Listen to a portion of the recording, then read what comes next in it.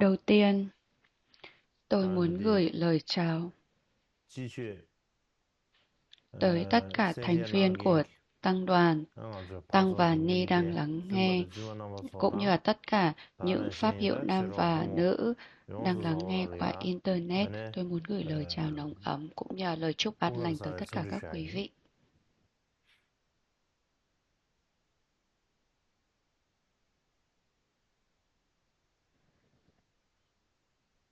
Và chủ đề tôi muốn nói về đó là chủ đề mà chúng ta đã bàn luận ngày hôm trước.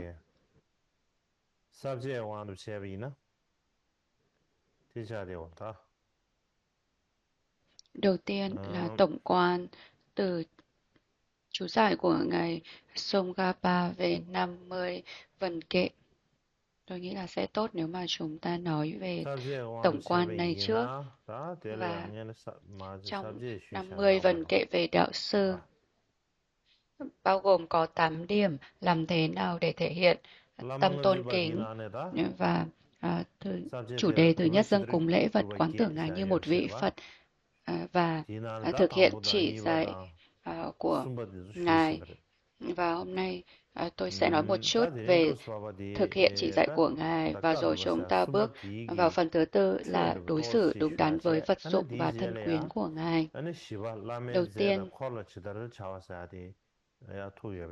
về chủ đề thực hiện chỉ dạy của ngài, nó nói rằng chính từ đạo sư nhận được thành tựu tái sinh lành và hạnh phúc, nên hãy tinh tấn hết mình không phá phạm chỉ dạy của thầy. Nên là dù chỉ dẫn nào mà đạo sư đưa ra, chúng ta không nên phá phạm nó, mà hãy tinh tấn hết mình để thực hiện nó.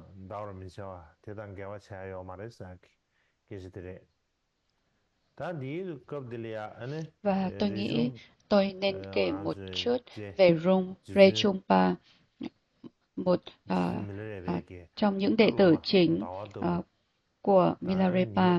Và Milarepa thì có hai đệ tử chính, đệ tử mặt trăng thì đó chính là Rechungpa và là người dành nhiều thời gian nhất với Milarepa. Trong cuộc đời của Milarepa nhiều hơn rất nhiều so với Gampongpa. Nhưng mà trong một vài trường hợp, Rechungpa đã không tuân theo chỉ dạy của đạo sư đáng kính.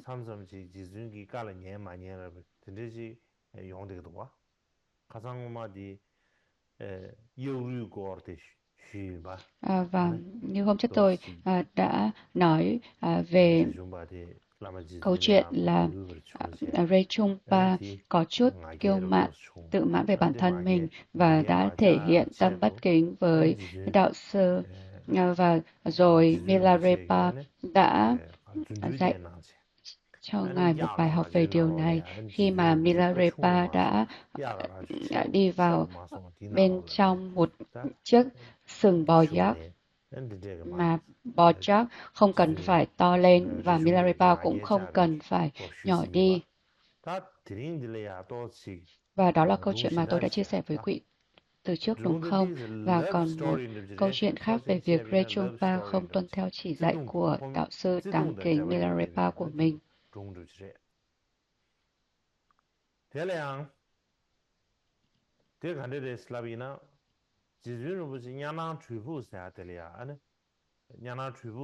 Và đó là khi Milarepa đang ở Tropo và Rechungpa đang ở hang trên cao, và rồi cũng có rất nhiều đệ tử bao gồm các pháp hữu Repa, đệ tử thí chủ ân nhân đã tụ họp lại.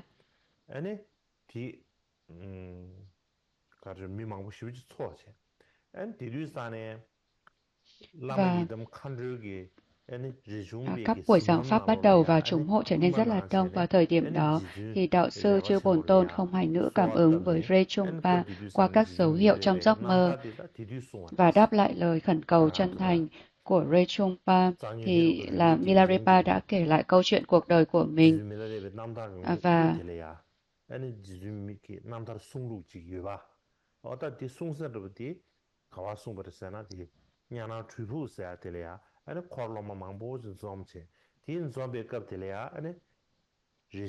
và sau đó thì là Rechungpa đã khởi quyết tâm mạnh mẽ muốn đến miền Trung Tây Tạng.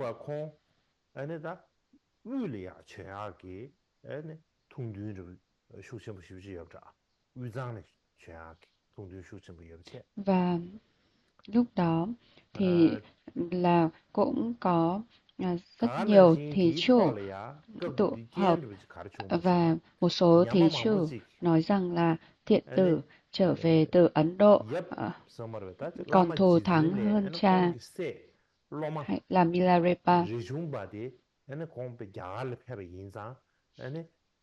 Nên là các thí chủ trẻ tuổi và đặc biệt là những thí chủ nữ đã muốn đến gặp đánh đảnh lễ và dâng cúng lễ vật cho Milarepa, trong khi những người lớn tuổi hơn thì đến đảnh lễ và dâng cúng lễ vật cho Milarepa vĩ đại.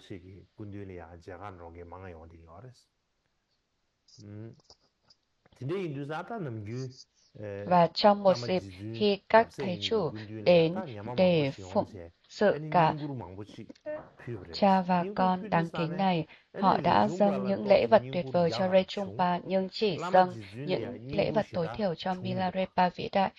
Lúc đó, Rechungpa nghĩ rằng là vì ta nhận được nhiều lễ vật như thế này thì chắc chắn là đạo sư Milarepa phải nhận được lễ vật còn tốt hơn. Và ông đến trước mặt Milarepa và hỏi rằng: thưa thầy, hôm nay thầy chắc phải nhận được rất nhiều lễ vật tốt, đúng không? Vậy nên chúng ta có tổ chức một buổi mật tiệc cho tất cả các pháp hữu Repa từ lễ vật của thầy trò mình hay không? Và Milarepa trả lời rằng chúng ta chắc chắn nên làm điều đó. Phần của ta nằm ở trong chiếc hộp đàn kia, con hãy mang nó lại đây.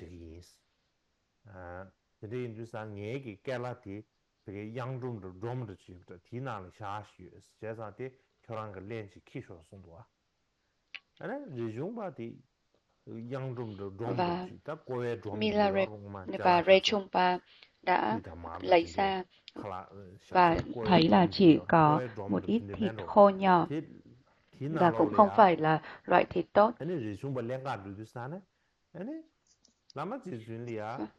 Và một miếng phô mai nhỏ xíu có một chút mốc.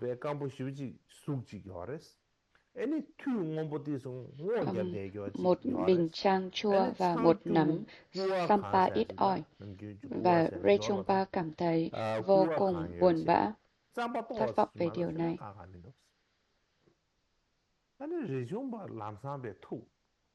Bởi vì là Rechungpa nghĩ rằng là Milarepa phải nhận được lễ vật tốt hơn mình rất nhiều.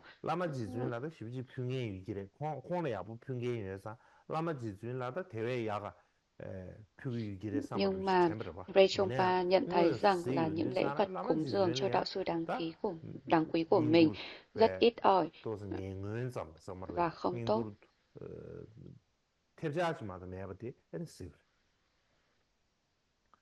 Nhưng mà đạo sư vẫn nói rằng là hãy ăn một chút để các thí chủ có thể tích lũy công đức.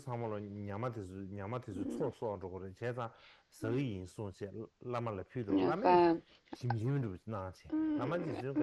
ông đưa một ít cúng dường cho đạo sư và đạo sư ăn như thể đó là một món ăn rất là ngon.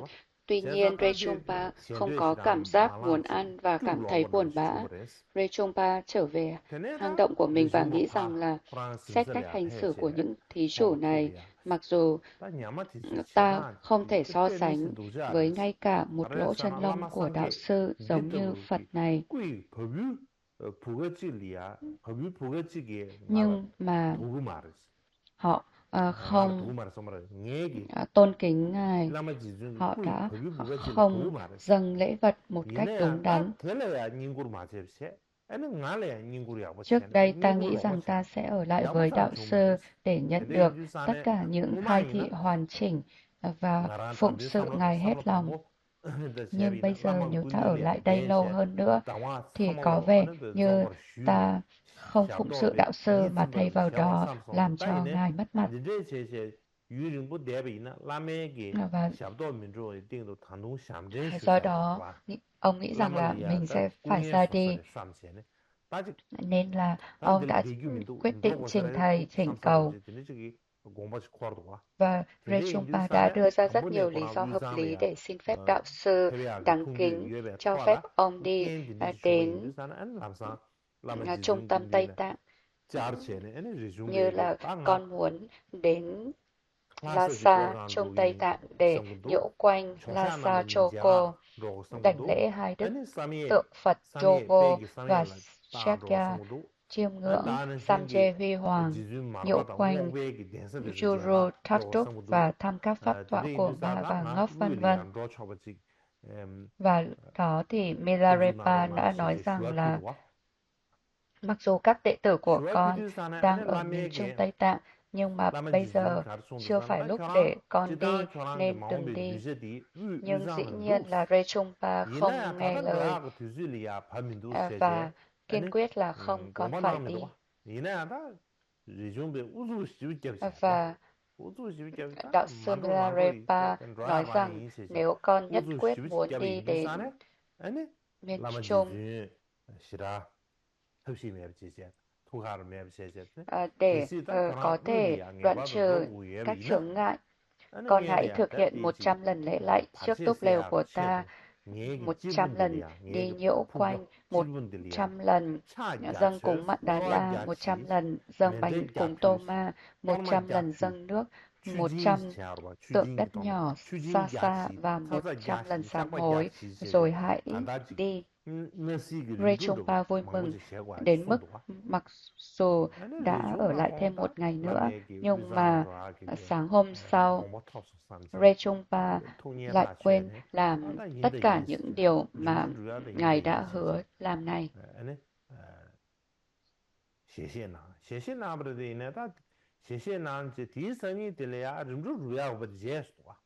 Và sau đó, vì không có tài sản nào khác để mang theo, nên ông đã mặc một chiếc áo vải.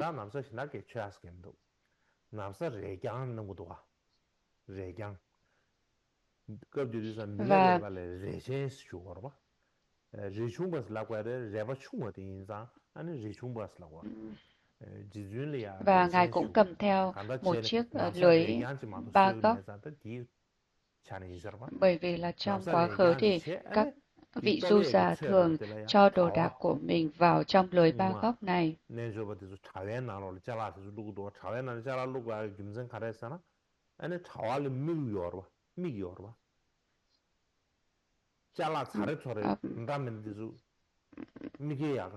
Bởi vì là các vị du già thì không muốn có quá nhiều tài sản để khởi tâm dính mắc, nên là họ chỉ có một chút đồ đạc thôi và để vào trong lưới ba góc đó.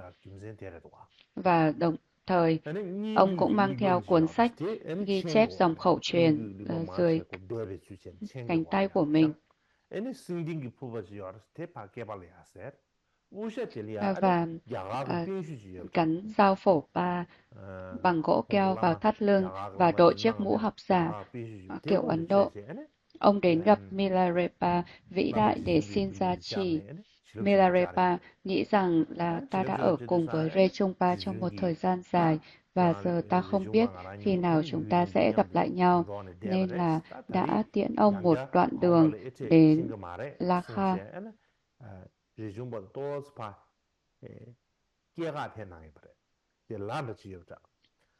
Và khi họ đến đỉnh đèo thì là Milarepa đã nói với Rechungpa rằng là một đứa trẻ ở cùng với mẹ thì lớn lên, một quả trứng sẽ dễ nở hơn nhờ hơi ấm của mẹ. Một đại hành giả sẽ không gặp nguy hiểm nào khi ở gần đạo sư. Con đi mà không nghe lời ta, nhưng ta sẽ không bỏ rơi con vì tình yêu thương của ta dành cho con. Hãy khẩn cầu tới ta liên tục. Milarepa Rechungpa vừa khóc và vừa nói rằng là con luôn không ngừng coi thầy Đăng Kính như một vị Phật. Trước đây, con không có ai để nương tựa ngoài thầy và cho đến khi đạt được giác ngộ, con sẽ không có ai khác để nương tựa ngoài thầy. Con khẩn cầu sự bảo hộ và chỉ dẫn của thầy trong đời này, đời sau và thân chung ấm Bado.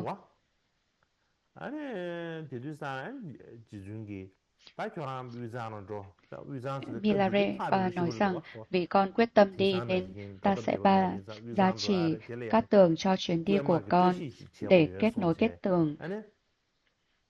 Hãy ngồi lên áo vải của ta. Ngài lấy áo vải đã gấp lại và trải ra. Và Rechungpa hỏi rằng sẽ không đúng đắn để bước lên bóng của đạo sư thì liệu có đúng khi ngồi lên áo vải của thầy hay không? Và đạo sư đã trả lời rằng là khi đạo sư cho phép thì không có lỗi và yêu cầu Rechungpa ngồi xuống trên chiếc áo vải của ngài. Và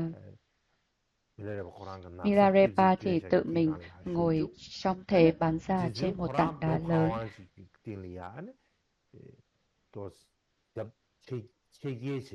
Và thân của ngài để ở lại một dấu ấn bằng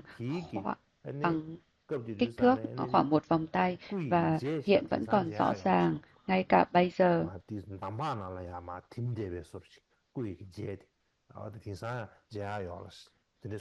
Và sau đó Milarepa đã hát bài đạo ca Cát Tường. Khi hỏi dòng truyền thừa của ta là gì thì dòng truyền thừa của ta là người xấu nhưng trao truyền pháp thủ thắng. Dòng truyền thừa của ta là Đại Phật Kim Cương Chỉ. Nguyện con được cát tường từ dòng truyền thừa thủ thắng này. Nguyện cát tường cho thiện tử của ta Rechungpa.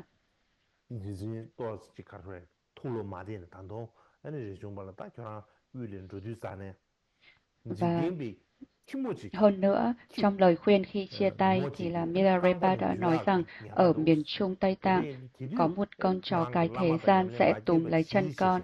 Vào lúc đó, đừng quên đạo sư và thực hành của mình. Rechungpa đảnh lễ và đi nhiễu quanh đạo sư, xin gia trì từ chân sen của ngài và khẩn cầu ngài trước khi rời đi. Và Milarepa nghĩ rằng là con trai ta có thể sẽ ngoảnh lại một lần.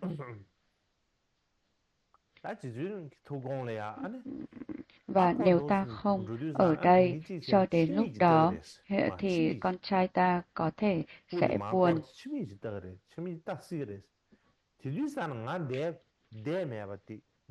Nên ngài ở lại một lúc trên mái hang Dropbox, nhưng Rechungpa rời đi mà không ngoảnh lại. Bởi vì là ngài rất là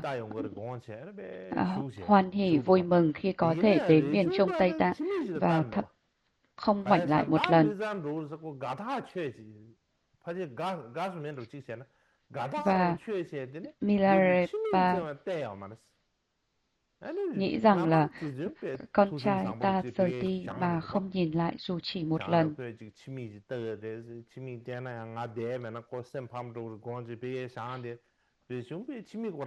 Vậy liệu con có khởi chí kiến sai lầm với đạo sư và chư pháp hữu, hay là con sẽ vượt qua được tất cả mọi chướng ngại?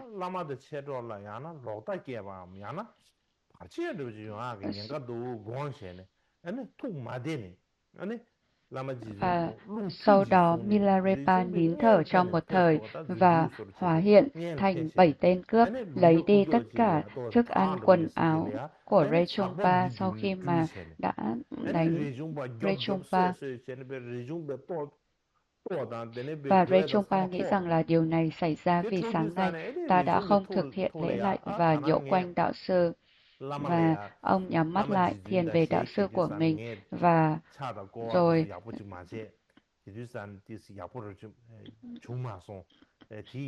cảm thấy nhẹ nhõm ngay lập tức. Khi mở mắt ra, ông thấy họ đã biến mất và biến thành 7 Repa lạ lẫm, những vị du già mặc áo vải. Và để kiểm tra trải nghiệm của Rechungpa, họ hỏi rằng là Ngài là ai, đạo sư của Ngài là ai, và rất nhiều câu hỏi khác. Và Rechungpa nghĩ rằng không có Repa nào lại hỏi tôi như thế này, ngoại trừ hóa hiện của Milarepa, và ông đã đảnh lễ những hóa hiện này, và lập tức các hóa hiện này tan biến, và đạo sư nói rằng là ta đến để thử thách con vì con đã rời đi mà không ngoảnh lại dù chỉ một lần. Nhưng mà vì mật nguyện Samaya của con không bị phá phạm nên giờ đây con và ta đã bất phân nhờ vào mật nguyện thanh tịnh của chúng ta. Bây giờ con hãy đi đến miền Trung Tây Tạng. Và Rechungpa rất vui mừng hoan hỉ và đặt chân Milarepa lên đỉnh đầu, rồi cầu nguyện, khẩn cầu rất nhiều trước khi rời đến miền Trung Tây Tạng.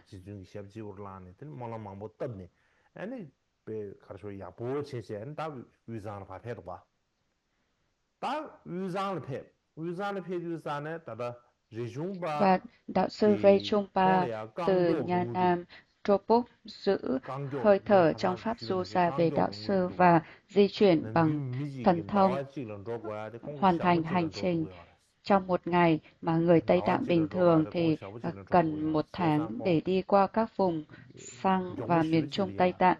Nhưng mà chúng ta không cần phải nói về những nơi ông đã ghé thăm vào lúc này. Và rồi sau đó, Rechungpa đã đến Chalung và tới cung điện Kolam thuộc Sepo Chechung để xin bố thí. Và theo lịch sử tôn giáo Lô Trong thì ghi lại rằng ở Giao Lung ông đã xin thỉnh giáo lý từ vị giáo chủ và dâng cúng Chacha như là phối ngẫu. Và xem xét kỹ thì có vẻ như điều này có liên hệ tới dòng dõi thánh Chalom. Nếu đúng như vậy thì dường như đó là người được gọi là Chechung Lagom từ dòng Namde Osung.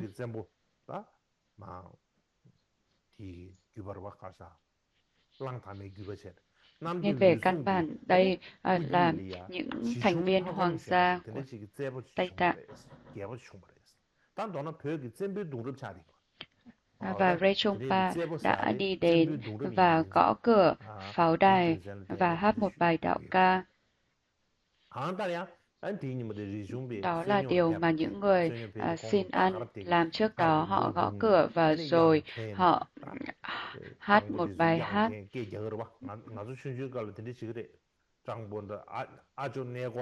Và lúc đó có một nàng công chúa tên là Tempo đang chăm sóc cha mình, là nhà vua đang bị bệnh. Vào thời điểm đó, bên ngoài cổng trong cùng thì là cô đang vắt sữa một con bò rô cái, thì con bò rô bị giật mình.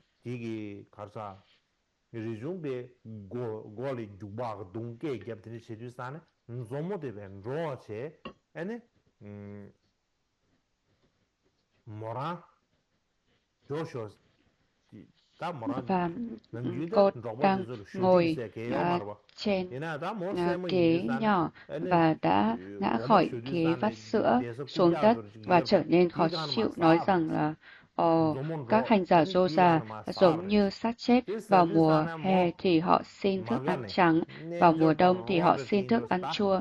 Những kẻ lang thang này đi bất kể mùa nào. Cô nắm lấy một nắm đất định mở cửa để ném.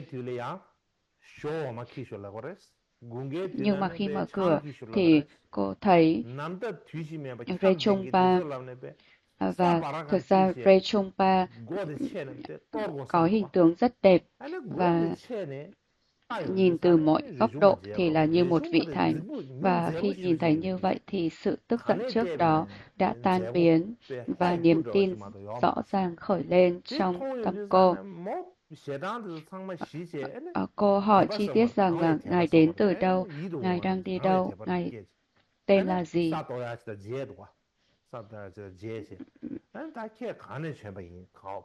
Và nhìn kỹ toàn bộ hình tướng của Rechungpa từ đầu đến chân. Đạo sư Rechungpa nói rằng là ta đến từ hướng Nam, đạo sư của ta là Milarepa, ta được gọi là Rechung Doje Dappa. Ta đến đây để xin bố thí với ý định dâng lễ vật cho đạo sư để thỉnh cầu giáo lý.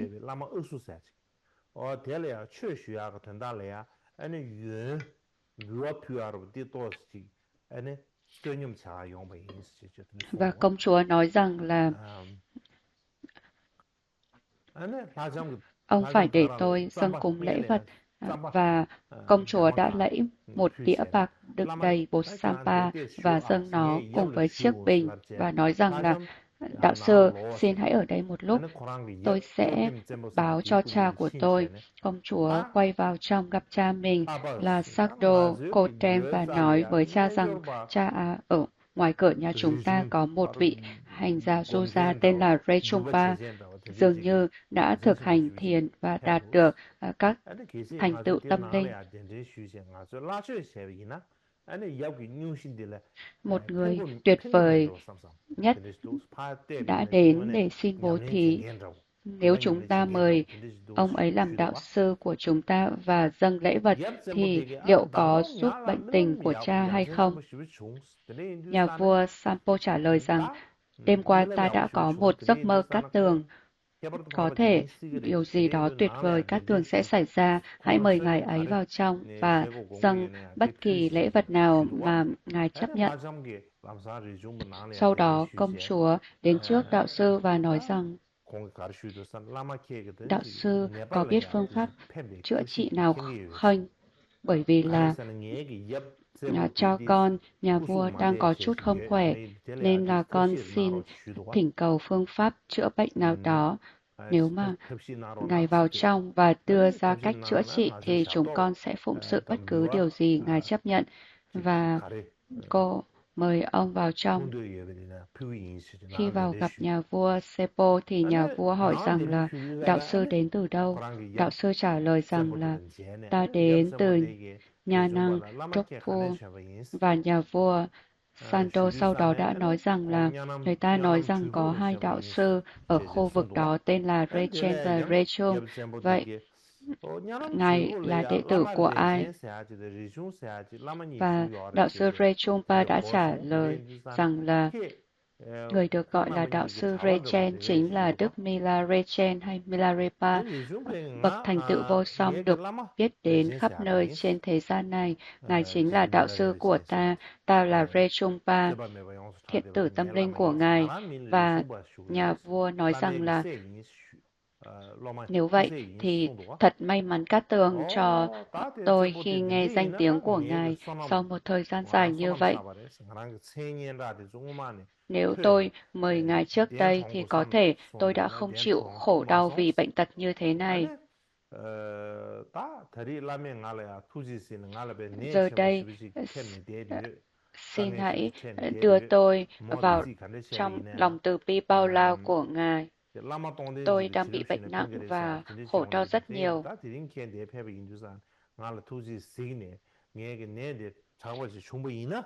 Và bất kỳ bói toán hay tính toán nào cũng nói rằng nếu tôi khẩn cầu gia trì từ một đạo sư chứng ngộ thì sẽ giúp ích rất nhiều. Ngài đã đến đây rồi, nên xin hãy giữ tôi trong lòng từ bi của Ngài. Nếu bệnh tình của tôi có thể chữa khỏi thì tôi sẽ phụng sự Ngài theo bất cứ cách nào khiến Ngài hài lòng. Và sau đó đạo sư Ray Trungpa đã thực hiện chân ngôn Ushis Savijanya, gia trì thánh mẫu Sherima, các nghi thức tịnh hóa Vajraprava, trao truyền gia trì cùng các chỉ dẫn tụng niệm Vajrapani phẫn nộ với đôi cánh của kim sĩ điểu Garuda. Sau 7 ngày thì bệnh tình của nhà vua đã khỏi hoàn toàn, không còn lại chút dấu vết bệnh tật nào. Nhà vua tràn đầy tín tâm và nói rằng là tôi không có con trai nên tôi xin dâng cúng tất cả lãnh địa cùng tài sản cho ngài. Đạo sư, tôi khẩn cầu ngài nhận lấy tất cả bao gồm cả con gái của tôi, công chúa. Ông dâng cung điện Kotem cùng công chúa, người đẹp nhất trong tất cả phụ nữ, cùng toàn bộ lãnh địa cho đạo sư. Đạo sư Rechungpa nhận lấy tất cả chúng và hứa sẽ chăm lo cho mọi thứ dưới sự bảo trợ của nhà vua. Đã xây dựng hang động Rechung, nơi ông ở khoảng 3 năm.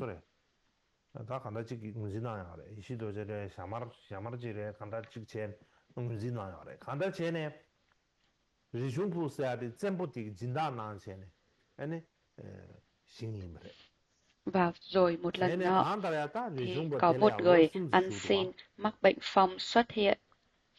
Và nguồn gốc của ông thì không ai biết rõ.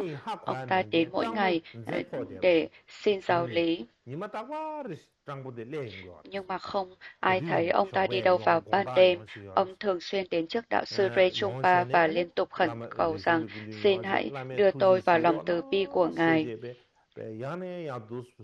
Một lần nọ, đạo sư hỏi rằng là ông luôn nói, xin hãy đưa con vào lòng từ bi của ngài. Vậy ông muốn điều gì? Người ăn xin mắc bệnh phong trả lời rằng,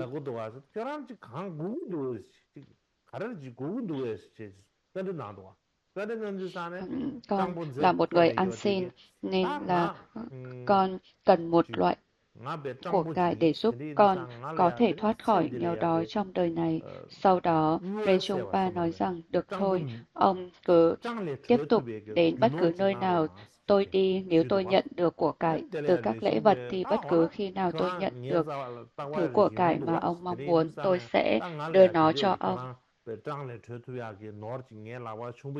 Và người ăn xin đáp lại rằng là xin hãy ghi nhớ trong tim ngài, tôi sẽ đến để xin nó. Và sau đó, ở một nơi gọi là Karang Doma thuộc Trà Lung, có một cặp vợ chồng già không có con cháu, nhưng mà họ rất là giàu có, và đặc biệt là họ sở hữu một viên ngọc lam lớn gọi là hào quang lửa rực cháy, với kích thước bằng nắm tay của một đứa trẻ nhỏ.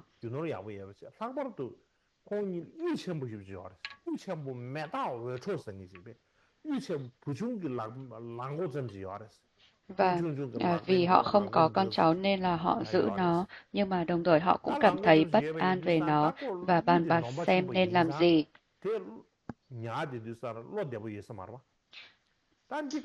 Người chồng nói rằng là không có ích gì khi giấu nó dưới đất. Nếu chúng ta giữ nó ở đây thì có nguy cơ xảy ra xung đột với họ hàng và hàng xóm. Vì có một đạo sư tuyệt vời đang ở đây, có lẽ chúng ta nên dâng nó cho ngài. Và bà lão nói rằng là, tôi cũng nghĩ như vậy, nhưng mà tôi không thể nói ra.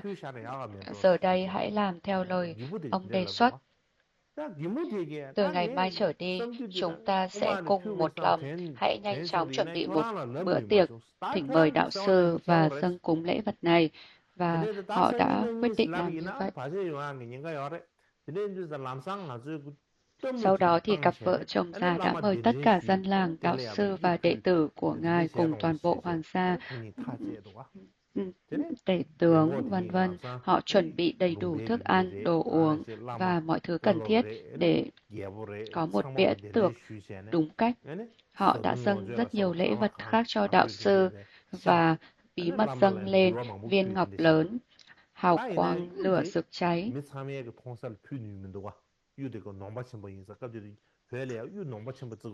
Nhưng mà công chúa đã nhìn thấy nó từ khóe mắt, trong khi ngay cả những người hầu cũng không nhìn thấy. Và rồi vài ngày sau, người ăn xin mắc bệnh phong trước đây xuất hiện và bí mật yêu cầu đạo sư rằng, như tôi đã hỏi trước đây, xin hãy từ bi và đưa viên ngọc lam đó cho tôi.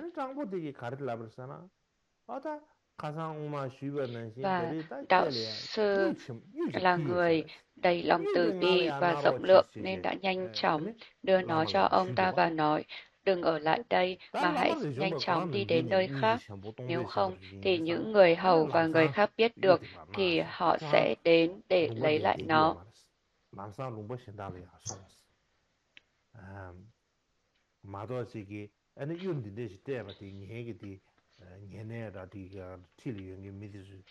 Nên người ăn xin biến mất ngay lập tức và không ai biết ông ta đi đâu cả.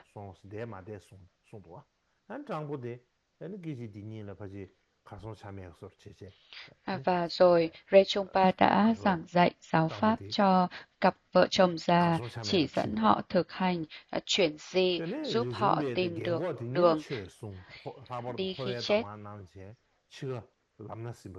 Sau đó, La Trích nghĩ rằng là liệu ta có thể lấy được viên ngọc lam mà cặp vợ chồng già đã dâng cúng hay không? Vì đạo sư không đeo ngọc lam nên tôi phải lấy nó, và dù cố gắng bằng nhiều cách thức và thủ đoạn nhưng mà cô không thể lấy được viên ngọc lam. Cô cũng không thể hỏi trực tiếp là xin hãy đưa viên ngọc đó cho tôi, và mọi phục vụ cùng kính trọng đều thất bại trong việc lấy nó. Một ngày nọ, khi đạo sư Rechungpa ra ngoài thư giãn, thì La Trích muốn xem viên ngọc lam nên đã mở bó đồ ra xem bên trong.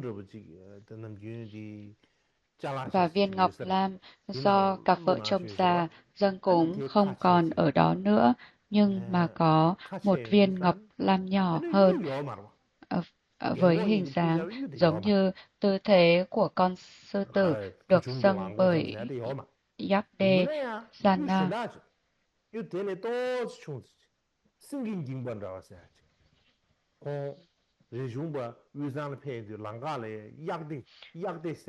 Và khi mà nhìn thấy nó thì là cô cảm thấy rất là vui mừng. Cô còn đeo nó lên tai, đôi khi đeo nó lên cổ hoặc lên trán, trong khi nhìn vào gương, khiến nó trông rất đẹp theo rất nhiều cách khác nhau.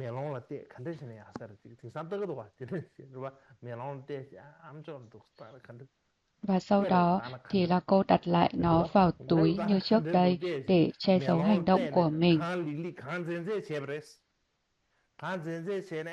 Và La Trích nghĩ rằng là dù viên ngọc lam kia đã biến mất nhưng vẫn còn một viên tương tự như vậy, ta phải lấy nó bằng cách nào đó.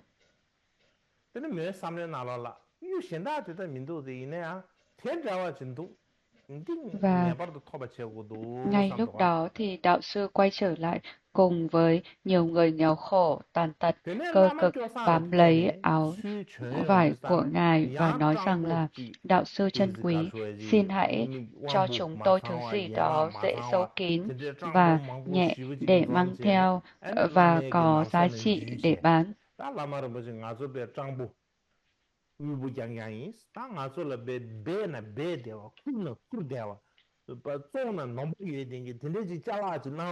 Và đạo sư tràn đầy lòng từ bi mãnh liệt với những người ăn xin đó và nói rằng là ta sẽ đưa cho các người, tất cả các người hãy đến phía sau cung điện. Và Ngài lấy viên ngọc lam lớn giống như tư thế con sư tử được dâng bởi Yade Jana lấy từ túi đồ của mình.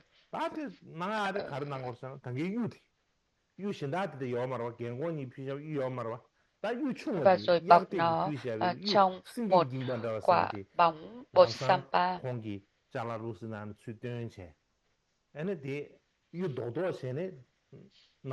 Và rồi Ngài đã ném ra phía sau mình và nói rằng đừng ăn thức ăn này ở đây mà hãy đi nơi khác rồi ăn.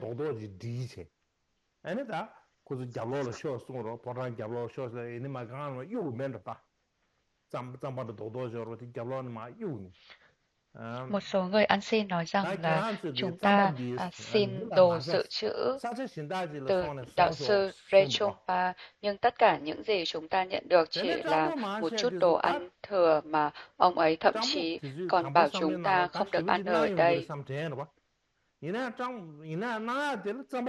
Điều này có ích gì chứ, hãy ăn nó ngay đây. Thôi, một người lớn tuổi nói rằng là Rechungpa là một vị Phật thực sự, sẽ không tốt nếu không nghe theo lời Ngài ấy. Ai mà biết được bên trong quả bóng bột này chứa gì. Và ông đi đến một nơi yên tĩnh, bẻ quả bóng bột ra và thấy bên trong là viên ngọc lam, giống như là tư thế con sư tử, và họ mang nó đến phía bắc Uru bán đi và đã giúp cho những người ăn xin thoát khỏi nghèo khổ. Và từ đó họ hình thành cộng đồng người ăn xin ở Uru.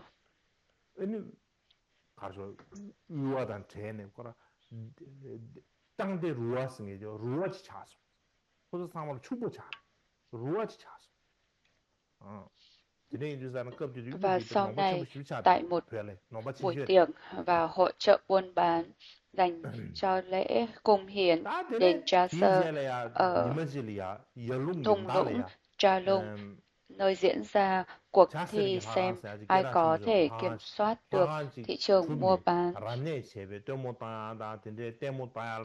Và có rất nhiều người đến tham dự.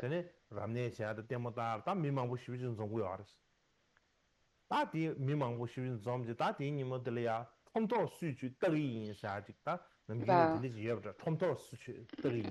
có rất nhiều cuộc thi khác, ví dụ như là ai là người có hình dáng đẹp nhất, ai là người xinh đẹp nhất, vân vân.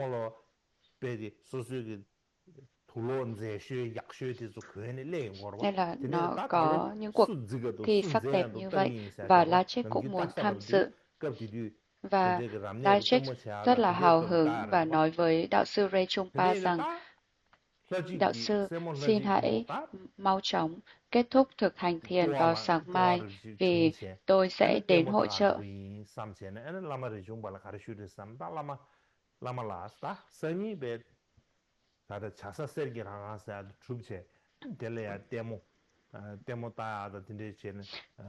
Cha tôi có ngựa để cưỡi, quần áo để mặc, đồ trang sức để trang điểm, và tôi sẽ dẫn theo những người hầu. Ngài nên đại diện cho nam giới trong buổi tụ họp này, vì không có ai đẹp hơn Ngài trong việc đại diện cho hình tướng nam giới cả, và không có ai tuyệt vời hơn tôi trong đại diện hình tướng của nữ giới cả.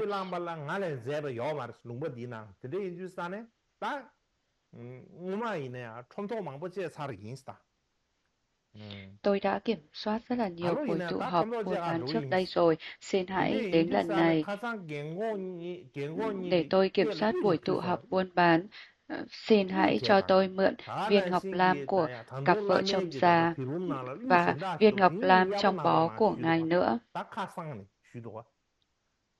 Cô liên tục khẩn cầu cho đến khi cuối cùng đạo sư nói rằng là ta đã đưa viên ngọc lam cho cặp vợ chồng già, dâng cho người ăn xin phong cùi, nó đã mất rồi.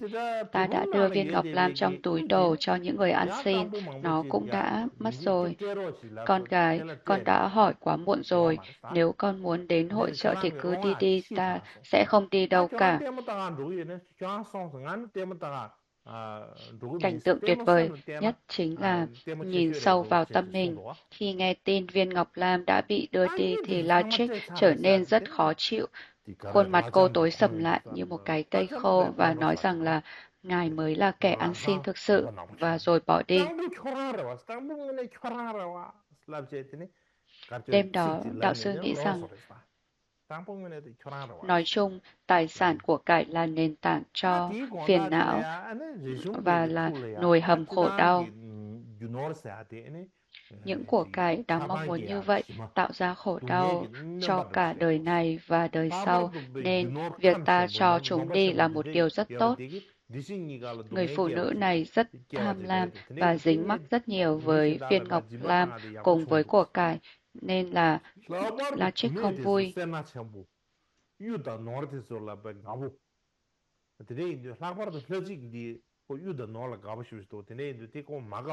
Và trước đây, cha của cô ấy, một người quyền lực, thậm chí không thể đánh bại ta bằng lời nói.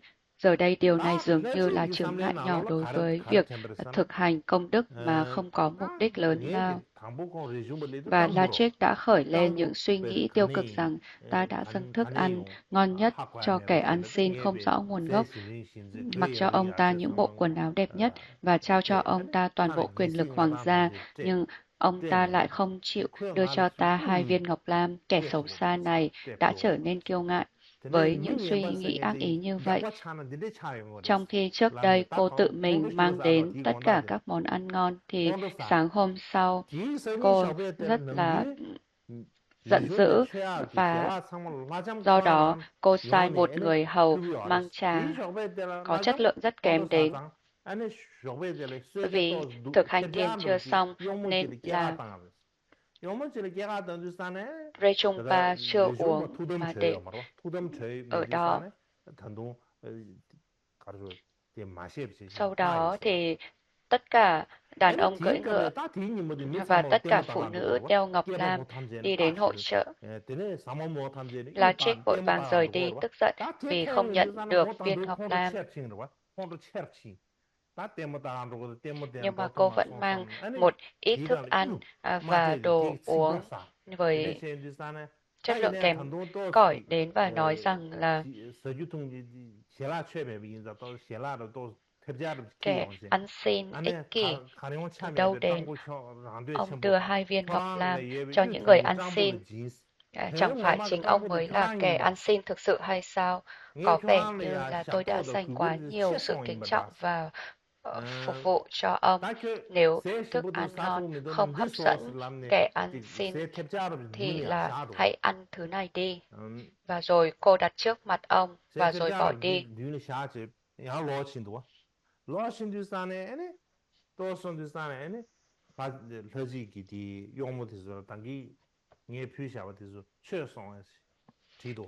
Khi nhìn và nghe những lời tổn thương cùng thái độ tiêu cực của La Trích đã khiến Rechungpa buồn, nhưng ông thấy thức ăn và đồ uống như một điểm tốt. Một lúc sau, La Trích hỏi rằng là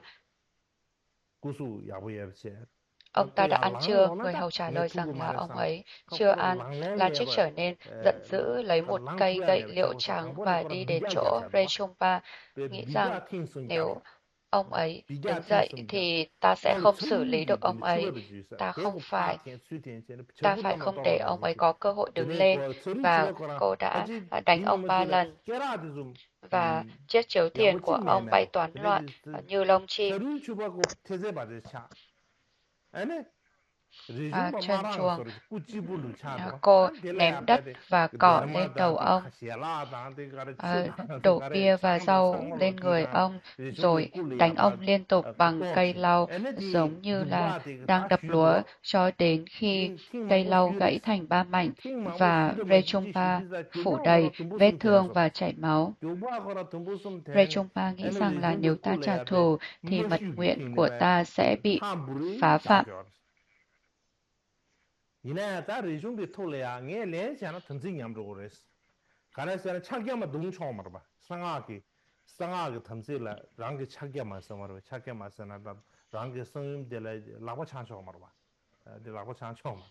Đây hẳn là ý nghĩa của lời tiên tri của đạo sư về việc không nên đi đến miền Trung Tây Tạng và cảnh báo về chướng ngại đến từ một con chó cái thế gian.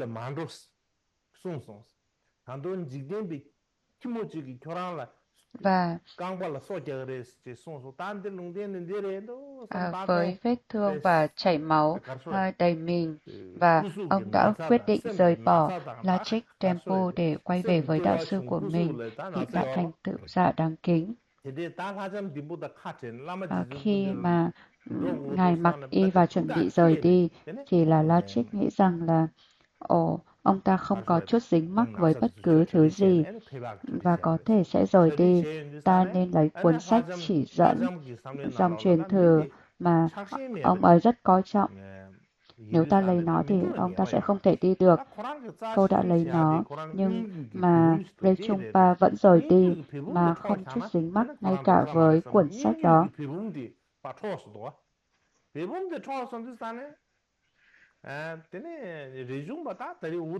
Lúc đầu thì cô nghĩ rằng là Ngài sẽ không rời đi, nhưng mà khi mà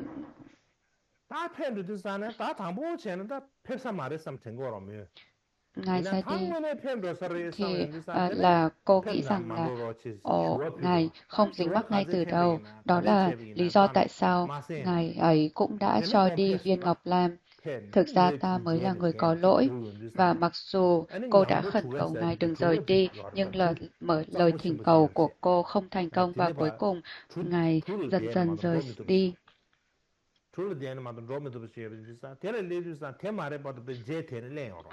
Cuối cùng, tại bến phà, Nyangpo Rechungpa băng qua nước bằng thần thông và khiến cô không thể đi theo được.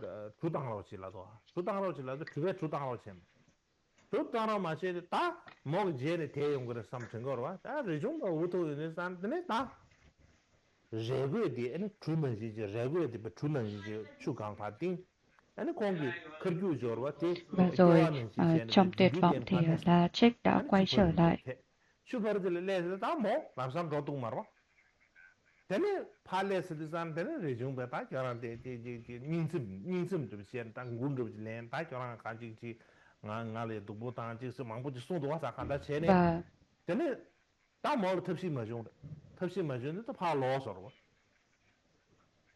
Và sau đó cô đã gặp được Rechungpa và khẩn cầu và sám hối, nhưng mà chúng ta không cần phải nói về điều này. Và sau đó thì Rechungpa đã đến hang Trikche, nơi đạo sư của mình, Milarepa, đang ở.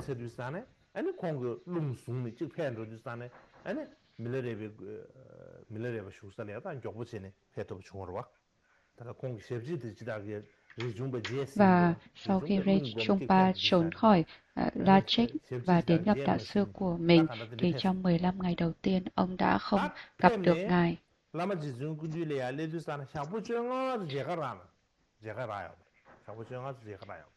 Một ngày nọ, khi được thỉnh cầu mang nhiều lễ vật và những phẩm vật, thì Rechungpa tìm cách diện kiến cùng các chư hành giả khác. Đạo sư đã tạo ra một Mandala thắng là kim cương Chakrasam và nói rằng Ngài sẽ ban lễ quán đảnh cho Rechungpa. Và Vào thời điểm đó thì viên Ngọc Lam trước đây, Ngài đã đưa cho người ăn xin rõ ràng đang nằm trên đĩa Mandala, và thân thể của Rechungpa run lên vì sốc.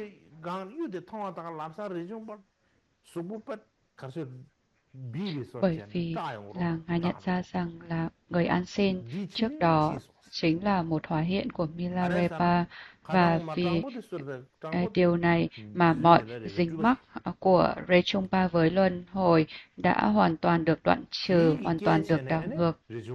Và từ đó trở đi thì mọi ham muốn an vui thế gian của ông liền bị đoạn diệt. Và sau đó Milarepa nói rằng con Rechungpa là đệ tử đầu tiên của ta, nên dù có chuyện gì ta cũng không thể từ bỏ con được. Dù con đã đi quá nhiều, nhưng ta vẫn giữ con làm thiện tử tâm linh của mình lần này, vì con có chút lòng từ bi và tín tâm với đạo sư, nhưng mà vẫn còn nhận thức nhị nguyên, nên là ta tìm thấy chỗ dựa nơi con và con cũng tìm thấy chỗ dựa nơi ta. Hơn nữa, nếu ta không ở đây thì con thậm chí còn bán đạo sư của mình. Và sau đó, Ngài đã hát một bài đạo ca. Vĩ đại là thần lực gia trì của Chamapa, vĩ đại là cốt lõi trong thần thông của Milare, và vĩ đại là đại bi và sự rộng lượng của Rechungpa. Viên Ngọc Lam đưa cho người ăn xin đã được lấy từ Mila. Đêm nay hãy dâng lễ vật này cho lễ quán đảnh Chakrasambhava. Trước đó, Rechungpa quá xấu hổ để nói chuyện. Sau khi đạo sư hát bài ca này thì ông lấy lại tự tin và sám hối trước đạo sư cùng các hành giả trong Mandala. Đạo sư hài lòng và nói rằng câu nói lỗi lầm của người học rộng là nặng nhất, ám chỉ những người như con, và sau đó Ngài đã ban lễ quán đảnh cho khoảng 50 hành giả và nói rằng đêm nay thật vui vẻ, hân hoan.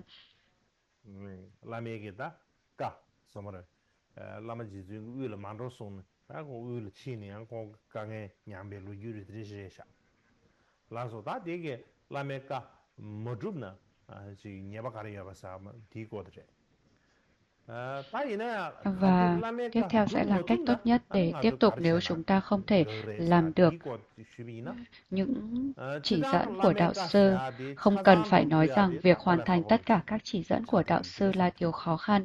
Ngay cả khi đạo sư nói rằng là hãy thực hành giáo pháp, giữ gìn giới nguyện và mật nguyện Samaya, thì điều này cũng có thể là một thách thức. Và nếu chúng ta phải làm như Tilopa chỉ dạy cho Naropa hoặc như Mapa chỉ dạy cho Milarepa thì điều đó còn khó khăn hơn rất nhiều.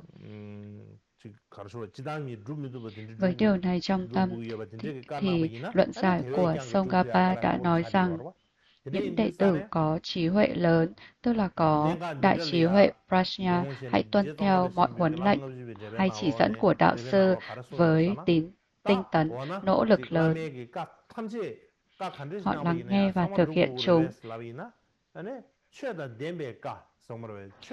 Điều này không phải là miễn cưỡng, mà là với thái độ vui mừng, hoan hỉ lớn lao. Chúng ta có thể tự hỏi rằng liệu chúng ta có phải hoàn thành tất cả chúng hay không, ngay cả khi huấn lệnh phù hợp với giáo pháp, nhưng chúng ta không thể thực hiện. Dù đã cố gắng hết sức thì hãy giải thích lý do đó một cách rõ ràng, dễ hiểu tại sao chúng ta không thể hoàn thành huấn lệnh đó. Nếu như chúng ta làm như vậy thì sẽ không có lỗi lầm nếu chúng ta không thể hoàn thành nó. Và nếu hành động đó là điều mà chúng ta không thể thực hiện được bằng phương pháp đúng đắn nhưng lại là một huấn lệnh phi giáo pháp, thì hãy làm như đã mô tả ở trên và không thực hiện nó.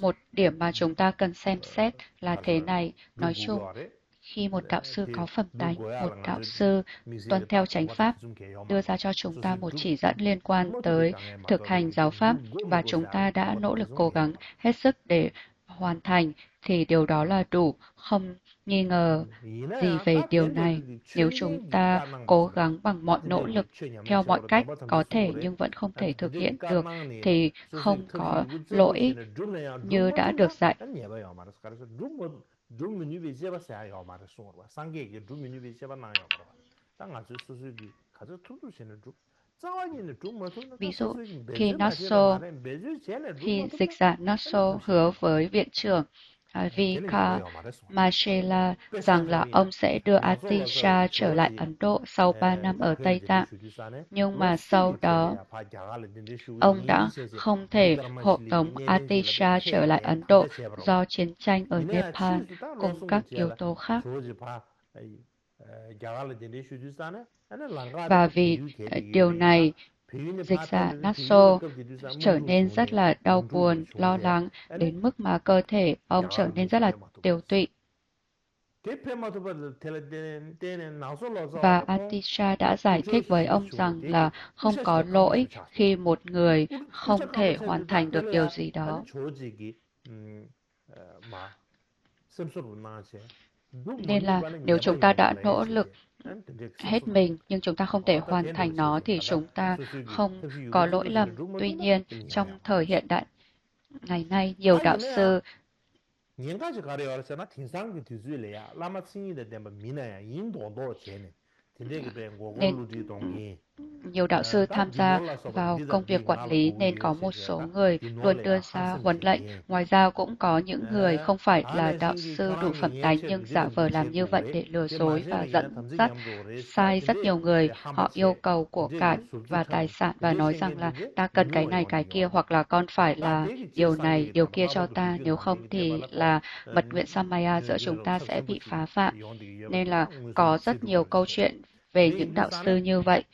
Điều này rõ ràng là gây tổn 나서기에다 hại 로주 lớn cho giáo pháp của 라마디아나로 Đức 또 Phật 시에베 걸려야 nói chung 라메 và Phật 가송에한테 쉐고레 giáo 시기 Tây 시에베 Tạng 찜도 nói riêng, 이루와 nên chúng ta không thể đơn 라마칭이다 giản nói rằng là 미데바치기 hãy làm bất 디 cứ 쉐고레 điều gì 디디 mà đạo 쉐고레 sư nói. 실라베이나 Thay vào đó, 디디사는 chúng 아주 ta cần 간데 phải 쉐고레 cân nhắc 봐 những gì nên làm khi 나칭이를 rơi vào 대마지기네 những tình huống như vậy. 디기 야지 가져와야지 소설이야 배 소설 룸 미투바 야나지 데치 할래 항상 고야르 데지기 자와르 린둔도 때문이나 텔레양 아주기다 가서 동네 간데 Về 쳐고를 vấn đề 슬라비나 này thì chúng ta cần phải hiểu rằng 텔레 là 땅 아주 trong lịch sử 쉐고야지 Kim Cương 가려 Thừa 그러잖아 có những 지당 câu chuyện về 상아 những hành giả 다 로유 đôi khi thực 상아 hành các pháp 로주나 như 이나레 giới hạnh du già 다 hoặc là 응기 hạnh hàng 주제는 phục tất 남다나로 cả trong 얘기네 đó thì họ 디즈나로야 상아가 내줘봐 디즈기 리버 hành 뚜슈기 xử 줘봐 초래 남기게 không 줘봐라 như 서버다 딘데기 những người bình 줘봐 야나 thường. 숭성버래 또 줘봐 지금 패바다 민저 Ví dụ 딘데기다 줘봐 như 딘데 là họ 나기 uống rượu, 주수를 dùng 레베컬이야 다 phối ngẫu 개방 hay đôi 잡는 khi 막 thậm 루수요 chí giết hại cả sinh 때문에 linh. 중앙이나 아직 장통하고 서로 잠지하고 서로 Ví dụ 타나 như khi 삼섬지 심지수야라 서버 mẹ 딘데기 đáp 줘봐나 mẹ 딘데기 Ma 줘봐대하고 gửi 루유니게다 Milarepa đến xin giáo lý từ đạo sư Ngọc Bác thì 빼나 đạo sư nói rằng 지준밀라 hôm nay 줘봐 một nhóm 융담매매기 thương nhân 라망고베 đã gây 공기대 hại cho 쉐쉐와 các tăng 다나로 sĩ của ta. 디갈리아 아니 라망고베기 Hãy tạo ra 가르쳐 một 버렸잖아 cơn mưa 다 đá 마쇼베 lên 녜그 họ, 잡아대서 rồi 아니 sau đó ta sẽ 칭기게 dạy cho con 짬송스 các chỉ 잡아 dẫn mà ta biết 잡아 자기를 và 짬송스 không thể từ 텔레야 chối 교랑 huấn lệnh của đạo 세워지 sư, nên 봅시다 세워지 Milarepa đã tạo ra một trận mưa 되는 그 đá khiến 교랑 toàn 동만 bộ 동기 mùa màng 소로봐 trong khu vực bị 아니 phá hủy và 지주기 아니 nhiều 라멘 sinh 뭐 linh bị 마셔봐 chết, 제제 아니 bao gồm 세라파 cả cả 세라파지 디 롱버디게 chim trên 로소 trời 탐지 và chuột 멘스 dưới đất. 아니 남게 차다 싸게 주어준지 근데 그 심지어 망보시 Và Đức 심지어 Giêsu vĩ 망보시 đại, 아니 bậc 지주는 đại thần thông 왜툭 đã rất 가수를 buồn đau 닝롱랑 và 써버렸다 이게 nổi 툭 giận 나가와 và 닝롱 đi đến một 만세 ngọn đồi. 아니 Ông 디스 롱 지스타 thu 디스 thập 강으로 rất 지리야 nhiều xác 페디스타네 chim chết 아니 신지기 짜 dưới 지불라야 gốc cây 이니 và rồi 지우들이 đi đến trước 망보시대가 mặt 로 đạo sư Ngốc. 니에시네 공기 투어강 Và 지우시외로 ông nói 투어강이야 rằng là 다 khi con 투어강이네 đến để thỉnh Phật Pháp, 지상으로 케시 để 라망 오베 liệu 공기를 전도 con có cần 라망 phải 오베 phạm 공기를 những ác 전세 nghiệp đáng sợ như thế 나라 này 당보 để 영화를 đẩy nhanh con 상기야 đường 그 xuống địa ngục 최지 쇼야 và làm 말에 sâu thêm 이나야 vực 아니 thẳm địa ngục này hay 뭐네 không? 영화 된 지 냐와래야 지 Giờ đây, con nên đi đâu. 양화는 좋아할래. 지 가르쳐 방 진유를 지 띵 있음도 근데 지금 네가 첨부 경감 속에 두고 근데 이거 다가 Và đạo 벌써 sư đã thốt 간지는 lên 로유에 rằng, 나시지. trời ơi, 딱 đừng 안다도 hoảng loạn, 들리지. hãy ném xác những con 눈이 chim này 휘도 vào 봐. ngọn lửa trước mặt. 난 될래 알라망 오베게 오즈레스. 네 결혼 될 할래야게 요 말했어. Và 네 khi 결혼 xác chim được 지우고 đặt vào 가지고 ngọn lửa trước mặt, 렌디나라 톱 손세네. thì 이 뉴인들라 đạo 매공주 sư 있어라. ngốc ba 매공주 búng tay một lần, 디나로라. 아니 và những con chim 밀레레베기 bay lên 지우고 로타네 trời với tiếng 디나로라. vỗ cánh. 답도 됐다 디사네. 따바다 튜님도 라망 오베 세브직 답이 온디사네. 아니 당기 지우 시대버들 Và điều 상고바 này 망바라 đã mang lại sự 찌찌리 nhẹ 굽셔. nhõm trong tâm thức của Milarepa. 온디사 아니 람사 그네 Và do đó 라마 Ngài đã khởi 밀레레바라 tín 오다 tâm thực sự 라마는 tới đạo sư 데지도 Ngokpa. 나랑게 이제는 라마든 배 상게 데지도 삼네 배 셈라 템보 쉬우지 중벌했다 이기 가르로다 준주세난란 제바텔 데제 아 데지 숨어라 데지 루유요 Bây giờ nếu 나와나 ai đó hỏi rằng chẳng phải 지주밀레게 Jetsun 마르바다 오베게 Milarepa 까 đã 줌네 투 야고살라 niệm 투 chú khi 세라파고 cần 살라 thiết và tạo 세라파도 ra 와 cơn mưa 와 đá 지주 khi 미기웨 được 레 yêu cầu 마르베 để thực 슬라미나 hiện huấn lệnh của Mapa và 라마 Ngokpa 마르바다 sao? 오바토부디 Chẳng phải 지당가 라마 đây là những 쳔겐잠도 가르바 hành động bất thiện hay sao? Thì câu trả 라마 lời 케브라도 là 가르바 các đạo sư như Mapa 쳔기 và 마데바 Ngokpa không 유니바 chỉ đơn 세바 thuần 손니바 là những 준주시 đạo sư 와도 đầy 기르 đủ phẩm 준주지 tánh 때 theo nghĩa thông 근데 thường, 투니 mà 케브라친다 데 họ 라마 케브라도 còn là 가르바 những đạo 나디 sư thủ 노르바 thắng 가서 với 라마 thần 스니데 thông 데바 siêu 쌈지 việt, 마르와 có thể 라마 스니데 chuyển 데바 hóa 남이 그냥 아니 sự 케브라도 thiếu 가르바 niềm 디샤 tin và tín tâm 세상 từ những người khác. 라멘은 셰베 이네야 라마 마바도 오바디서 라마 지당다 저거 말해 라마 지당 스니데 데바다 저거 말해 라멘은 셰베 이네 지주 Và 밀레레바 có khả năng 아니 라마 hồi 마바도 sinh người 오바라 chết, 상게 kiểm soát 뭐 tứ đại 탐도 vân 잡아야 vân, nên từ 근데 góc nhìn của đạo 라멘은 sư 야 thì điều 아니 này là khác biệt. 미셰셰라면서 Ngoài ra, 자바셰라면서 여러분들 Jetsun 사네 Milarepa cũng có tín tâm vào 간다 các ngài 라마도 như 라마 thể đang 니게응은에 thấy chính Đức Phật thực sự, nên từ góc nhìn của đệ 지단다 tử 저거 thì 말어 tín tâm và xác quyết của 이네 ngài cũng không 안서가 giống như 아다 những người bình 튼젠데 thường khác. 차겐 좀이 어르베서는 Khi 차겐 좀이 없어 những thiện duyên này không đầy đủ 근데 cho chúng 차겐 ta 만져도 hiện nay 인도산에 thì 할래 sẽ 후르세네 vô nghĩa nếu 당분에 chúng ta 라메 tùy tiện 강수버리 làm 인도인 theo bất 저보세네 라마 kỳ chỉ 스니가 dẫn nào 마데베지 đến từ các 에 đạo sư 기타라니 mà phẩm tánh chưa 아니야 đầy đủ. 치수야 마데바지 Ban 마데바지 đầu giả vờ 인도산 nghe theo rồi 라마 sau đó mất niềm tin, 옌송도도 khiến cho 라마랑 cả thầy 옌송도도 và 이제 trò đều 딱 rơi 한다 vào 된다면은 các 내가 cõi 마부터 thấp. 주대야지 용어로 봐 근데 인도산에 Do đó điều quan trọng là 소 phải thực hành phù 소수기 hợp với 내세나 trình độ 빠는 căn cơ 양이 của 잡아야 mình, như tục 계셔버려 ngữ Tây Tạng nói rằng 대배 là đừng 담벨래야 nhảy 승기 vào 총 nơi 달라 와마 sư tử nhảy 쟁여서 nếu chỉ là 이시요 một con cáo, nên 되는 là tốt 이제 hơn hãy 선생님 cẩn thận hoàn thành các chỉ dẫn 라메기 phù hợp với giáo pháp của đạo 딱 sư càng nhiều càng 최다 tốt, 덴바 trong 최다 khi 튜바 tránh các 근데 huấn lệnh 능게 여비기나 phi giáo pháp, 대가지도 룩 và 최다 điều này 미투바 딘데 mang lại lợi 다능게 ích lớn 여비기나 hơn và ít 델라야 rủi ro hơn. 가르쳐 먼저 보세요 근데 샤비기나 아니 캐셔라 년총화를 Khi 누구래 삼죠 đại dịch giả Mapa đối xử 야 tệ 최다 với 다지는 Milarepa 샤비기나 thì tại thời 라마 điểm đó, 마르베기 밀레레바로 dù 두고 chúng ta 땅바도 nhìn 보지 nhận như thế 그들 nào thì 델라야 nó cũng 때비기나 có vẻ như 야보 không tốt, 매버도 nhưng mà 니 sau một 때비기나 thời 야보 gian 매버 hành động 봐 như vậy 수이 trở 때비기나 nên ý 지 nghĩa. 야보 매버도 지어래디 이나야 뒤주 소름기 Ta thấy 라마 rằng là 마르베 제바 có ý 기타빵 nghĩa 고야티 된다 khi 제바지 mà 이바티 상미 하 đại dịch giả 고투야지 용구요 Mapa đối xử với Mila như vậy. 가라에서는 딸라면 제바 카시 내가 Nhưng 들려야 ngược lại, nếu mọi 소수기 thứ 야버지 trở 뒷땅 nên 고야 그거 tồi 인생 tệ 가진 버디 hơn theo 마토리기냐 thời gian, 뒤주 thì 소름신도로 와 đó là điều 지 sai. 나와카시 로카시 야나 로주장이나 저거도 뒤주 소름신도 어느 나라게 제바드는 제고야데 그거도 경진진데 도가 섭상으로지 라쳐야지 충분히나 야고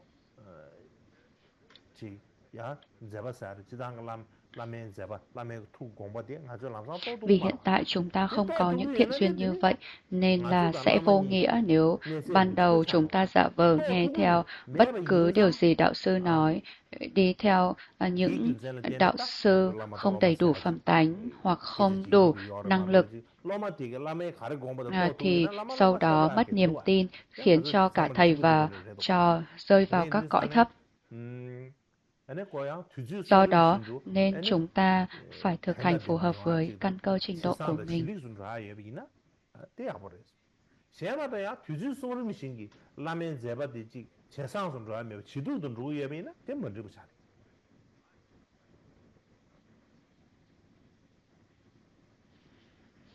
다바도 알아서 지 라마도 주기 민코르된 되스게 다 안돼 줘 뭐인바 다보름 뭐지 송번한신 라라 로데베 로말라 쏘라 투겨 딩니에 송도마 송노 롱냐 비니지 Và 쳔보시 khi 그 như thế này, những 송번한신기 người mang danh hiệu đạo 때바지다 sư hoặc là 세진지가 đạo sư 다바도 tại 정리를 Lạt Ma Tái 제시하게 Sinh 되죠 Toko bao gồm 파선한다 cả bản thân 니지 tôi, 샹식과디 không nên ưu tiên 라마에게 계속 lợi ích cá 계속 nhân 계시하디가 mà 그러면 thay vào đó cần có 라마이나가 tâm nguyện vị 롬메냐가 tha, 계속 계속 thanh tịnh 차디가 cùng lòng từ bi, 아 chân thật đối với 알파바르도 giáo pháp nói chung, tất cả chúng 라레야 sinh và đặc 이시 biệt 챙긴 là 거 những người 오르동아가 có tín 라바르도 tâm nơi 담배 chúng 쉐 ta. 베제 라바르도 Điều 담배 này là 샘지는 cực kỳ 너바기야 quan trọng. 아니 템발라야 저기 가르소에 지금 너바기야로 텐데 차비나 Nói 데 chung, 딩버데 việc lừa dối 찹세버 những người 시베 tin 딩버 tưởng mình, đặc biệt là lạm dụng thánh pháp 랍세버 시 để 차디 gây hại 바레스 cho chúng sinh. 드네 Và 인도사 데 hơn nữa, 만나서 nếu điều 제거하지 này gây tổn hại tới 마도지 giáo 나랑 pháp 라마 thì không cần 인사네 phải nói, 아니 cũng biết 가르치는 rằng 그래 nó tạo 성사로 ra 드네 ác nghiệp 쉐비나 cực kỳ nghiêm 아다디 trọng. 랑고랑가 Nếu 고야를 chúng ta 제도와 nghĩ rằng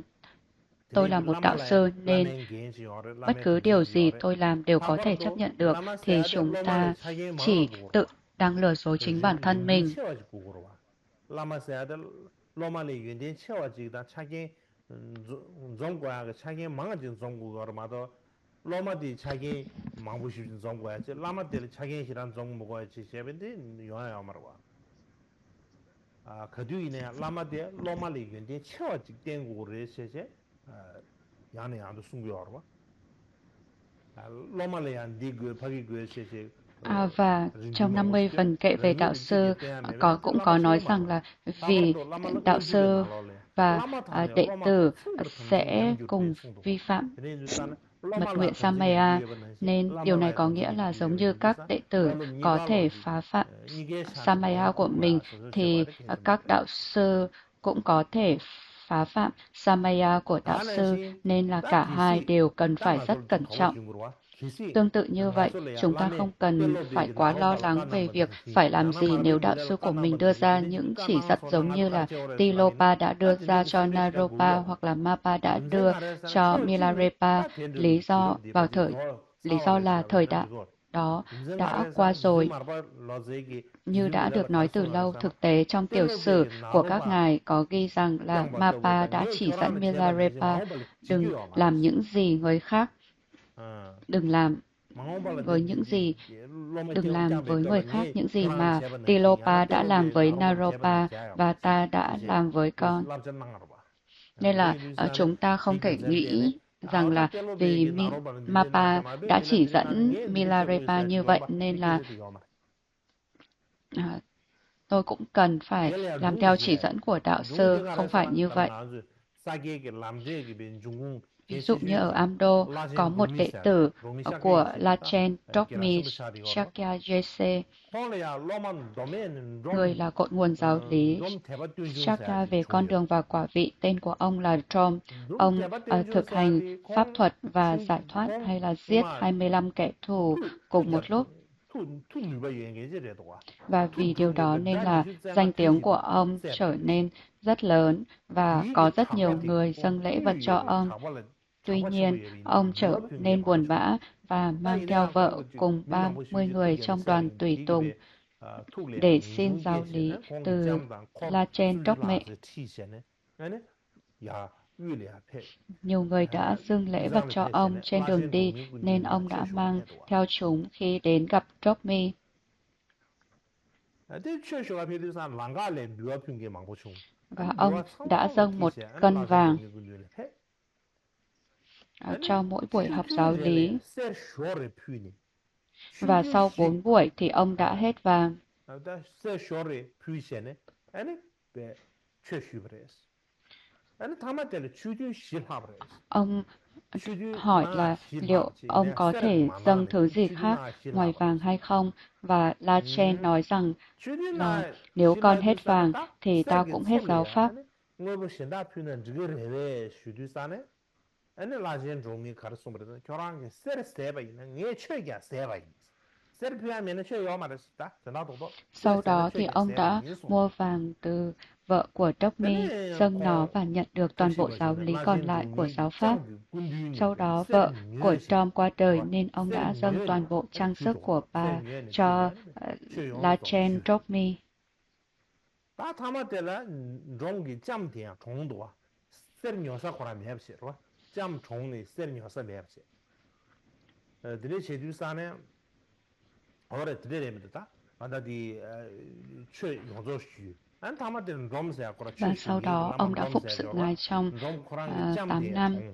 chong Và sau jam de đó chong di gi ông gensa la xin mượn ba sanglo con ngựa để la jen trở romni la về phu quê hương, an lo ye mang ge theo pa nhiều sha kinh tu văn và những thứ da khác. dene kong pöyle ya pe gu do gong sene ane pöyle ma pen gu du sane ane pesha ke se gi ta sum ta gu yu du sane ta ti yabo naro La na Chen la sen Domi do nói mi gu rằng ni là ya sẽ không thích hợp shu do để la sen do một mi đạo ta sư sin trao yaro lễ na vật shu cho do đệ tử. la sen do Con mi đừng gi về la me lo quê ma le hương biwa she mà be hãy gi ở lại đây.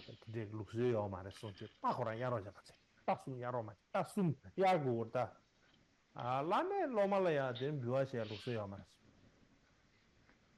Và đoàn 근데 딱 tỳ 그랑 tùng 따면은 cũng như là 로트로만 thị giả 그랑 của 보이는 Tom trở 로마 nên rất khó 대대는 chịu 그거 봐 수도만 và chỉ trích Ngài 되네 rất nặng nề. 롬기베 쿼드 로마다 쿼드 사만 측버 시버사도 측버 시버사는데 아주 Và 같이 Tom 그 cũng cảm 따스미 thấy 야로시요 말하실라는 답에 측버 시버사는 고와 망고 시버다도 có chút thất vọng 넌롬 고란 또 가서 로펌도 좋은지 다 친체베 và cảm thấy như là 유물롱사들이야 라젠 không 동미 슈서들 còn gì để 유물롱가로 làm nữa. Ông nói rằng 유물롱데 từ 도지딩이나 giờ trở 안다 đi, ngay 라젠 cả 동미 khi 디사카투바 Nhung Lung La 이난다 Bồ Đề Đạo 가리난다 Tràng 다 và La 제만 Chen 되는 Đốc-mê La 유물이다 Thích Ca Mâu Ni thì ta cũng 짱보당 괜찮았어 không thể đến đây nữa. 땅 Ta 아주 đã 막 trở nên nghèo 깡탈라 khó, ta sẽ 거기를 xấu 로고 hổ 싶은 nếu phải 와사고 về nhà 용사라이스 bằng chân. 동원세네 Nên ông đã đến 라드 Tingri ở 디리쇼리아 Tô, và 제발 vì ông rất nổi tiếng là đệ tử của 라드 Chokmi 디리쇼리 nên rất nhiều 저인두산에 người 라젠 đến 동미기 xin ông dạy 로마이기디 giáo lý 년다하게 và nhiều 최신기에도 người 몇분도 đã dâng 망고시버려 lễ vật cho ông.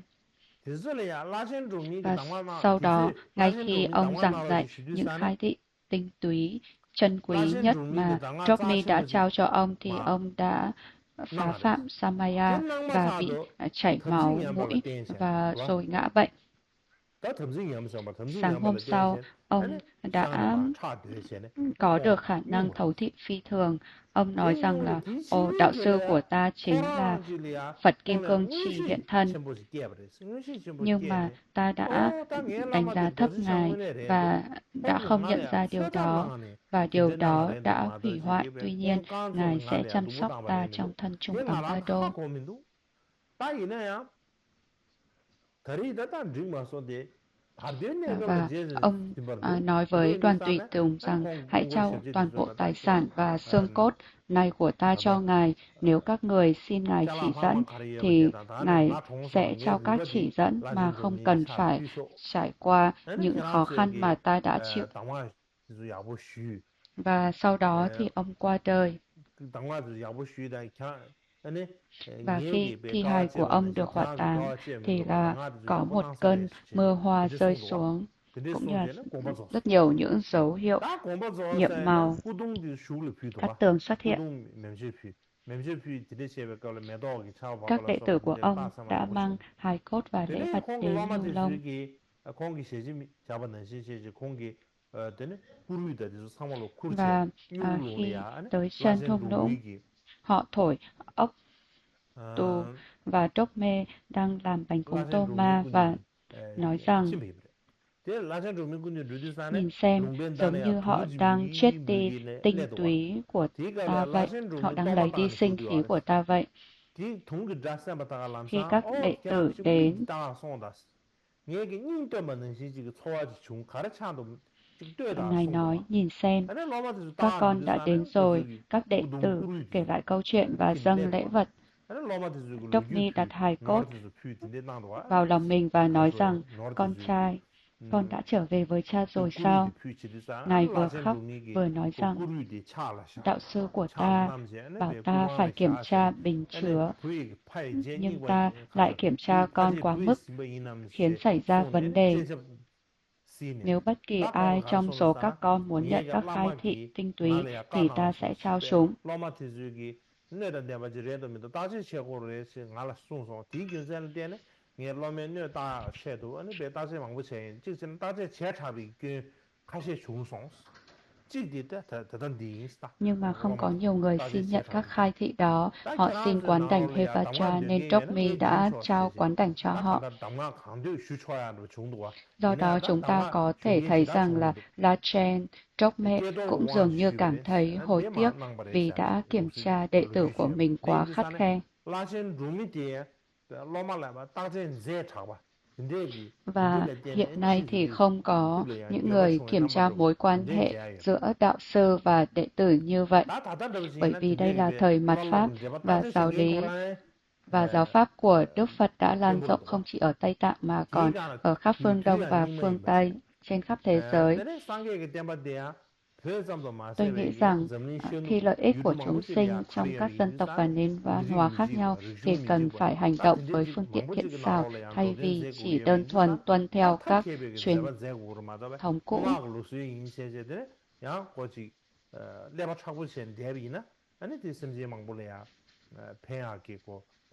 Và đặc biệt là truyền thống Phật giáo Tây Tạng sau này thì không chỉ thực hành mật chú mà còn kết hợp với cả kinh điển mật chú cùng với nhau, cùng nhau thực hành tri kiến, thiền và hành động mà không có mâu thuẫn, và đặc biệt là trong dòng Dapokaju kết hợp các chỉ dẫn khẩu truyền từ Mapa và Milarepa cha con với con đường tuần tự theo truyền thống Kadampa được truyền xuống từ Đức Chopo hay Atisha, vì họ thực hành chúng hợp nhất nên được gọi là Kadampa và Kaju hợp nhất thành một dòng chảy duy nhất, thuần tịnh. Do đó, không chỉ về mặt thực hành nội tâm mà ngay cả hành vi bên ngoài của các hành giả cũng nên thanh tịnh và khơi dậy tín tâm sáng rõ trong nhận thức của những người khác, hành động phù hợp với giáo pháp và chỉ làm lợi ích cho giáo pháp. Điều này giống như là sinh khí của truyền thống Phật Pháp Tây Tạng. Và nếu đạo sư thị hiện các phẩm tánh giác ngộ có khả năng thấu thị rõ ràng cùng các dấu hiệu thành tựu thì đó là chuyện khác. Nếu không thì điều quan trọng là chúng ta phải cẩn trọng với những người chỉ mang danh hiệu đạo sư nhưng hành động không đúng mực. Nên ngay cả khi chúng ta đã chọn ai đó làm thầy thì điều quan trọng là phải xem xét liệu những gì họ nói có phù hợp với giáo pháp hay không.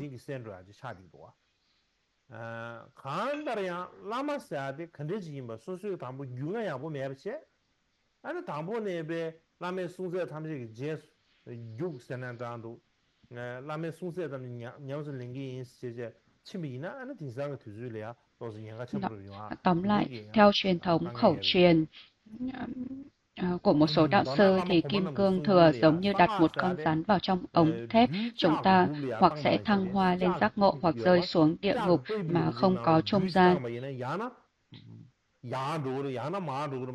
Điểm này nhấn mạnh rằng là kim cương thừa vô cùng nghiêm ngặt và chỉ dành cho những người có căn cơ trình độ cao nhất. Nó không được coi là phù hợp cho tất cả mọi người. Lý do chúng ta phải giữ bí mật về danh tính của đạo sư và bổn tôn riêng của mình là vì chỉ có rất ít người biết cách thực hành và hiểu được nó. Hơn nữa, có nguy cơ lớn rằng là mọi người có thể sẽ hiểu sai và áp dụng không đúng cách, nên chúng ta phải thận trọng. Đức Phật và nhiều học giả khác đã liên tục nhấn mạnh rằng là cần phải giữ bí mật về nó. Vì lý do này, nếu một người gặp được một đạo sư đủ phẩm tánh và nương tự, đúng theo những gì được giảng dạy trong 50 vần kệ về tín tâm với đạo sư thì là có khả năng đạt được giác ngộ. Trong trường hợp tốt nhất, ngược lại, nếu gặp phải một đạo sư giả mạo hoặc là không đủ phẩm tánh, lừa dối thì có nguy cơ lãng phí cả đời này và những đời sau nữa. Nên điều cực kỳ quan trọng là phải cẩn thận trong toàn bộ quá trình. từ việc ban đầu quyết định chọn ai làm đạo sư đến nhận quán đảnh, truyền pháp và giáo lý trong giai đoạn ở giữa, tuân theo các chỉ dẫn của đạo sư và cuối cùng xác định đạo sư gốc của mình và khẩn cầu Ngài. Ở đây, tôi không nói rằng là chúng ta phải dâng tất cả những gì chúng ta có cho đạo sư, hy sinh mọi thứ vì lợi ích của đạo sư hay làm bất cứ điều gì mà đạo sư nói. Tuy nhiên, trong thời điểm này, khi chúng ta vẫn còn một số những đạo sư đủ phẩm tánh đang sống giữa chúng ta, nên tôi nghĩ rằng là điều quan trọng là đối với tất cả chúng ta, bao gồm cả chính bản thân chúng ta và những người khác, là hãy cố gắng nương tựa đúng cách vào các đạo sư, ngay cả khi chúng ta không thể tuân theo 100% những gì được giảng dạy trong 50 vần kệ về tín tâm đạo sư. Có rất nhiều ý nghĩa và tránh vi phạm Samaya không cần thiết. Đó là lý do chính mà tôi cần phải giải thích 50 vần kệ về tín tâm với đạo sư trong dịp này.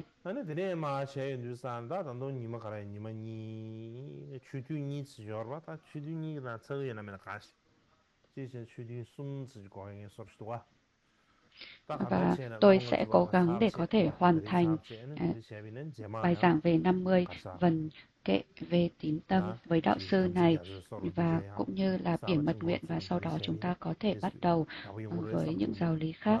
Xin cảm ơn.